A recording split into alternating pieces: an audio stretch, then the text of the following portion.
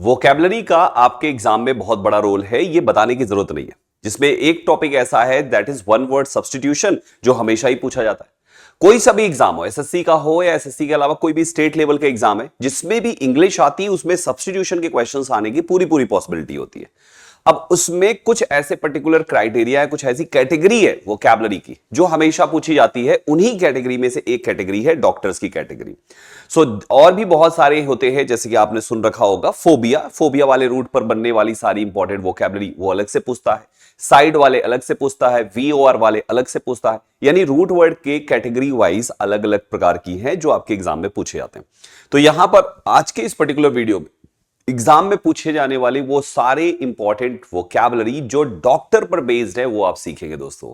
ठीक है, so video को पूरा लास्ट तक देखिएगा। लास्ट में मैं आपको क्विज भी सॉल्व कराऊंगा और मजा आ जाएगा आप सभी लोगों को जब आप 100% पूरी की पूरी 30 वोकैब सीख कर जाएंगे। मेरा नाम है संदीप के सरवानी, फैकल्टी ऑफ इंग्लिश सिंस 2011। आप सभी को पिछले 14 ईयर से ज्यादा हो गया इंग्लिश पढ़ाते हुए, और इंग्लिश का एक एक टॉपिक आप मेरे साथ बहुत ही आसान तरीके से सीख सकते हैं।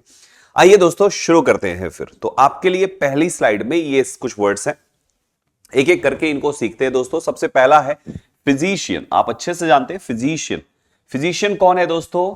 General medical doctor. ऐसे डॉक्टर जो जनरल, आपको जब कभी भी सर्दी जुकाम होता है तो आप जनरल फिजिशियन के पास जाते हैं, दिखाते हैं, वो इधर उधर करके चेक किया और उसके बाद आपको दवा दे देता है, उसको फिजिशियन कहते हैं। वो एक जनरल मेडिकल डॉक्टर होता है।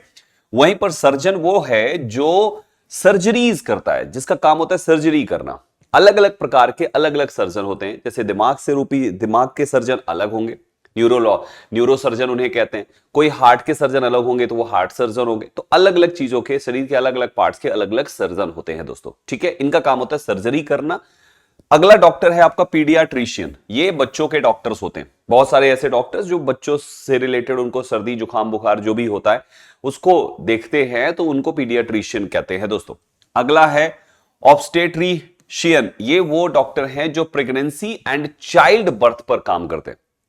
यानी जो प्रेगनेंसी, कोई भी महिला प्रेग्नेंट होती है या चाइल्ड बर्थ से रिलेटेड अगर कोई भी प्रकार का ट्रीटमेंट करना होता है तो उसको ट्रीटमेंट करने वाले डॉक्टर का कहा जाता है ऑब्स्टेट्रिशियन।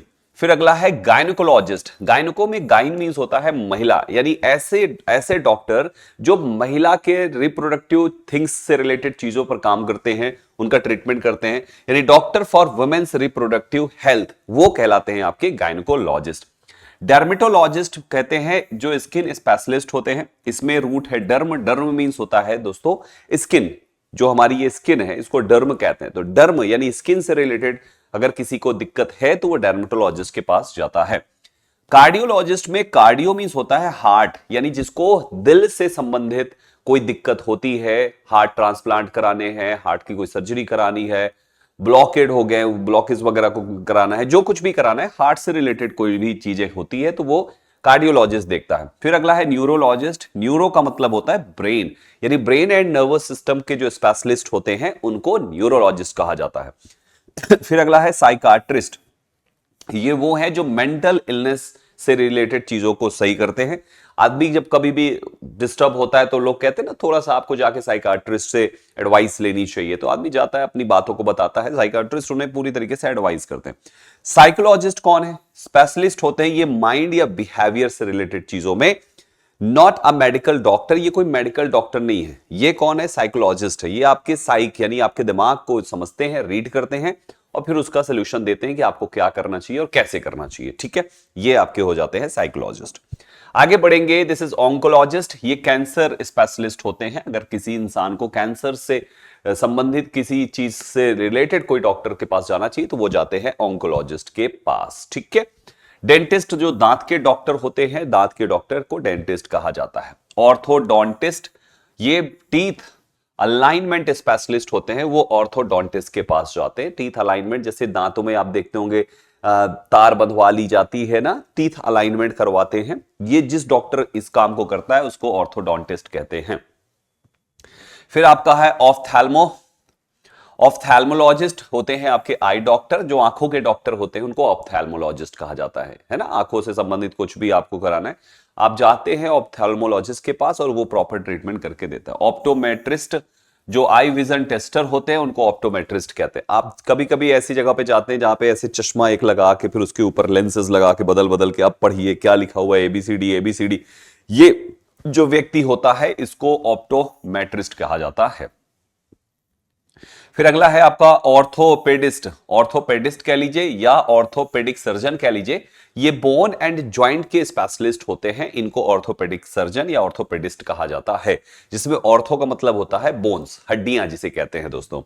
फिर अगला है आपका पैल्मोनोलॉजिस्ट, ये लंग स्पेशलिस्ट होते हैं। अगर किसी को लंग से रिलेटेड कोई दिक्कत होती है तो वो जाते हैं पैल्मोनोलॉजिस्ट के पास। वहीं पर अगला वर्ड आता है दिस इज नेफ्रोलॉजिस्ट, ये किडनी स्पेशलिस्ट होते हैं। नेफ्रोलॉजिस्ट कौन है? किडनी स्पेशलिस्ट होते हैं, ये आपके नेफ्रोलॉजिस्ट हैं। वेटेरिनेरियन का मतलब होता है जो डॉक्टर जो जानवरों के होते हैं, हो ना, आप देखते होंगे कुत्ता बीमार हो गया लेके गए, किसके पास लेके जाएंगे?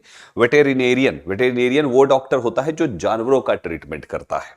समझ में आ रहा है? आगे बढ़ेंगे प्यारे साथियों। भी लास्ट में मैं आपको क्विज भी दूंगा, मैं आपको ऐसे क्वेश्चंस भी दूंगा जो आपके एग्जाम में पूछे जाएंगे, ठीक है। जिस तरीके से ये प्रश्न बना के पूछे जाएंगे वैसे बहुत सारे क्वेश्चंस भी मैं अभी आपको प्रोवाइड करूंगा। फिर अगला है this is haematologist. Haematologist blood specialist को कहा जाता है।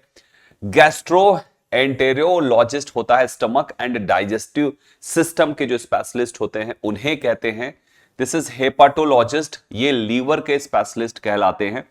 पैथोलॉजिस्ट पैथ से संबंधित है। डिजीज एग्जामिनर जो होते हैं, ब्लड टेस्ट होता है, पैथ में जाता है, वहां पे आपके ब्लड का पूरा जो अच्छे से उनको स्टडी करते हैं, टेस्ट करते हैं, वो होते हैं। तो ये लैब टेस्ट होती हैं, बायोप्सीज होती हैं, ये डिजीज एग्जामिनर हैं, ये चेक करते हैं क्या दिक्कतें हैं।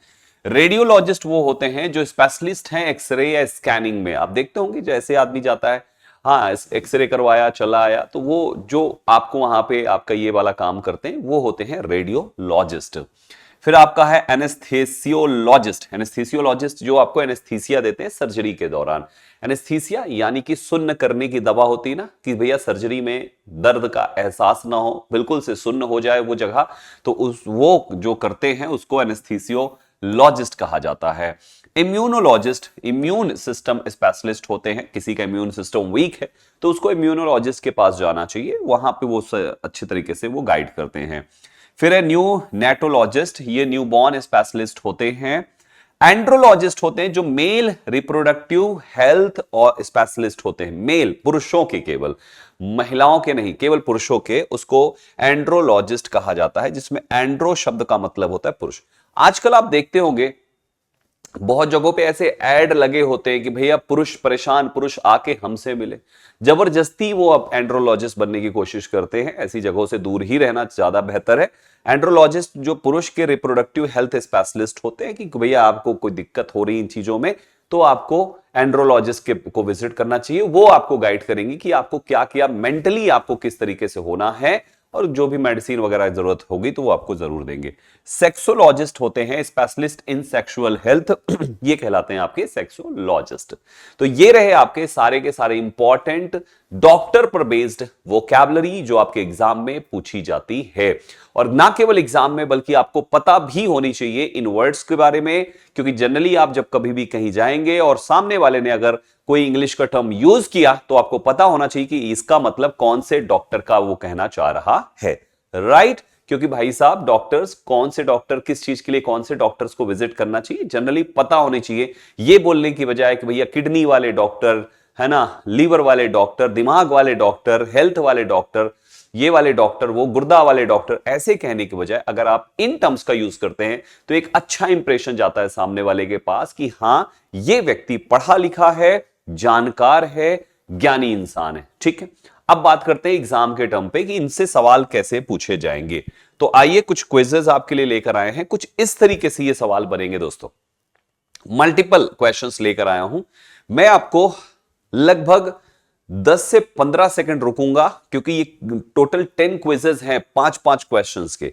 इन्हीं से मैंने 10 क्विज बनाए हैं 5-5 क्वेश्चन के, यानी 5 दाम 50 क्वेश्चंस बनाए हैं, जिसमें रिपीटेड मोड में बहुत होंगे, ठीक है, लेकिन थोड़ा सा अलग अलग तरीके से वर्ड रिपीटेड होंगे बट क्वेश्चन थोड़े अलग अलग तरीके से पूछे जाएंगे, ठीक है।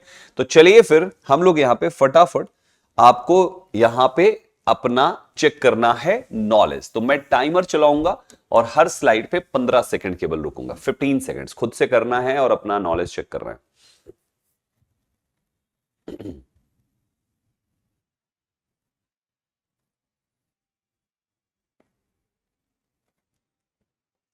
टाइम्स अप दोस्तों, आंसर वहां पे लिखा हुआ है, आंसर आप आराम से बाद में वीडियो पॉज करके देख लीजिएगा। Next question, quiz number 2।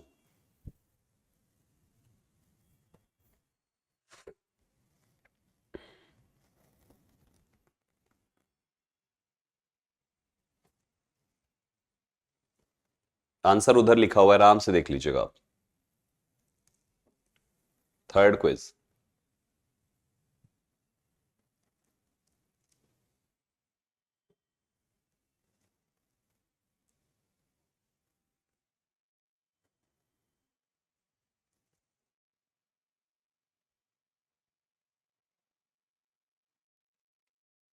Fourth quiz.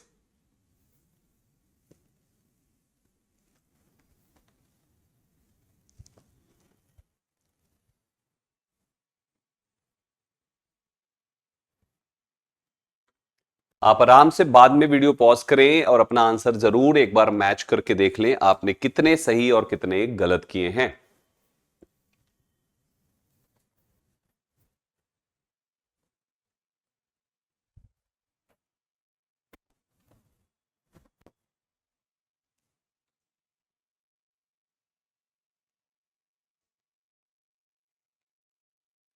Quiz number 6।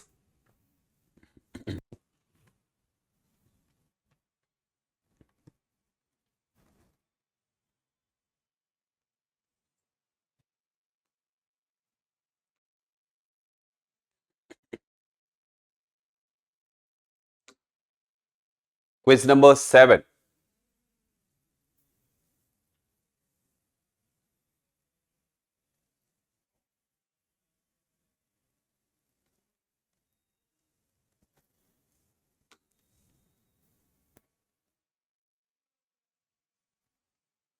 Quiz number 8।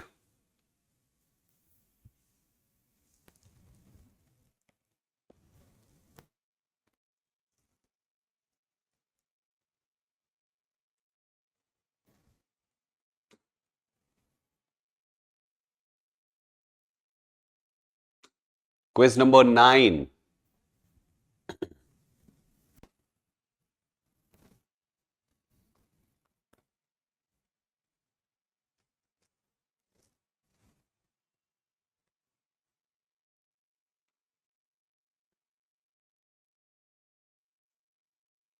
And this is your last quiz of 5 questions.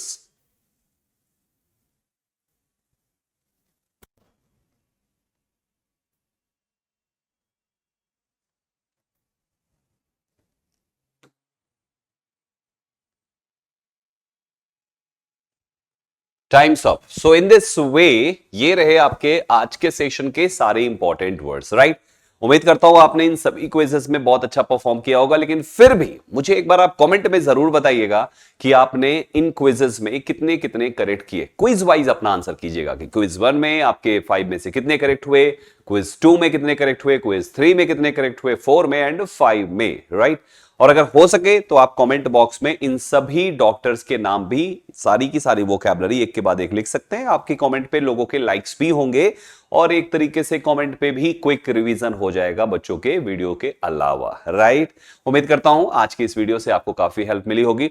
इस वीडियो को शेयर जरूर कर दीजिएगा साथियों, केवल अपने तक मत रखिएगा, क्योंकि इंपॉर्टेंट वीडियो है, ना केवल एग्जाम के लिए बल्कि जनरल नॉलेज होना चाहिए एक तरीके से घर के हर व्यक्ति को, चाहे वो छोटा व्यक्ति हो, छोटा बच्चा हो या तो कोई 50-60 साल का व्यक्ति हो, हर किसी को दीजिए ये वीडियो और कहिए ये सारे के सारे 30 इंपॉर्टेंट डॉक्टर्स याद करके बैठ जाएं। चलिए मिलते हैं आप सभी से अगली वीडियो में कुछ और नए धमाकेदार इंपॉर्टेंट वोकैबुलरी के साथ, जो आपके ना केवल पर्सनल ग्रोथ के लिए जरूरी होगा बल्कि जरूरी होगा आपके एग्जाम में भी इन क्वेश्चंस पर। Thank you very much for joining this session. Like share जरूर कर दीजिएगा, सब्सक्राइब कर लीजिएगा, ऐसी वीडियोस मैं हमेशा लाता रहता हूं। मेरा नाम है संदीप केसरवानी। मिलते हैं अगली वीडियो में। Thank you very much, all the best, जय हिंद साथियों।